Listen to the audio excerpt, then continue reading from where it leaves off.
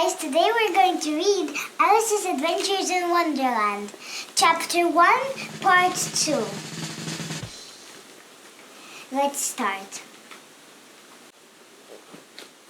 There seemed to be no use in waiting by the little door, so she went back to the table, half hoping she might find another key on it, or at any rate, a book of rules for closing people up, smaller like telescopes.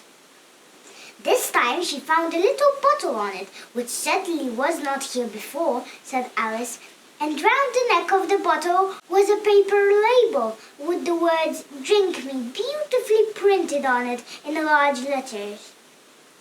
It was all very well to say "drink me," but the wise little Alice was not going to do that in a hurry. "No, I'll look first," she said, "and see whether it's marked poison or not." For she had read several nice little histories about children who had got burned or eaten up by wild beasts and other unpleasant things, all because they would not remember the simple rules their friends had taught them, such as that if you hold a red-hot poker, it will burn you if you hold it too long, and that if you cut your finger very deeply with a knife, it usually bleeds. And she had never forgotten that if you drink much from a bottle marked poison, it is almost certain to disagree with you sooner or later. However, this bottle was not marked poison, so Alice ventured to taste it, and finding it very nice, and in fact it had a sort of mixed flavor of cherry tart, custard, pineapple, roast turkey, toffee, and hot buttered toast. She very soon finished it off. "What a curious feeling," said Alice. "I must be closing up smaller like a telescope." And so it was indeed. She was now exactly 10 inches high,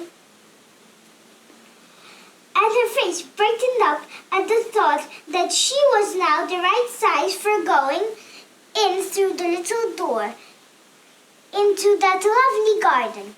First, however, she waited for a few minutes to see if she was going to shrink any further. She felt a little nervous about this, for it might end, said Alice to herself. "It might going out altogether, like a candle. I wonder what I should be like then." And she tried to fancy what the flame of a candle is like after the candle is blown out, for she could not remember ever have seen such a thing. After a while, finding that nothing more happened, she decided on going into the garden at once. But alas, for poor Alice, when she had got to the door, she found that she had forgotten the little golden key. And when she went back to the table for it, and she found that she could not possibly reach it.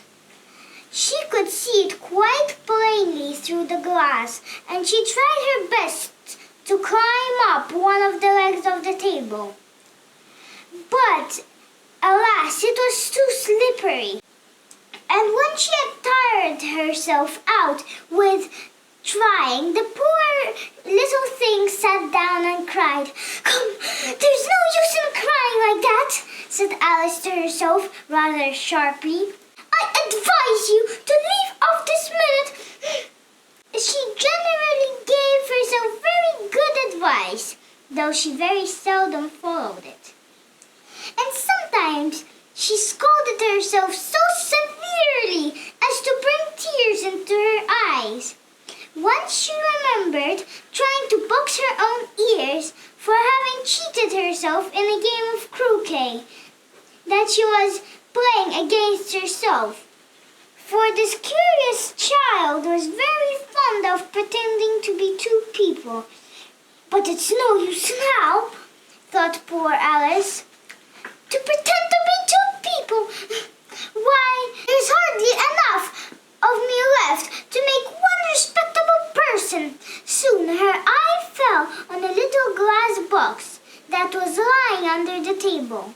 She opened it and found in a very small cake, on which the words "Eat me" were beautifully marked in currants. "Well, I'll eat it," said Alice. "And if it makes me grow larger, I can reach the key. And if it makes me grow smaller, I can creep under the door. So either way, I'll get into the garden, and I don't care which happens." She ate a little bit and said anxiously to herself, "Which way? Which way?" holding her hand on top of her head to feel which way it was growing. She was quite surprised to find that she remained the same size. To be sure, this generally happens when one eats a cake, but Alice had got so much into the way of expecting nothing but out-of-the-way things to happen that it seemed quite dull and stupid for life to go on in the common way. So she set to work and very soon finished off the cake. Thanks, guys. Today you are listening to Alice in Wonderland Chapter 1, and we'll continue soon with Alice in Wonderland Chapter 2. Thank you, and bye! Switch off your telly.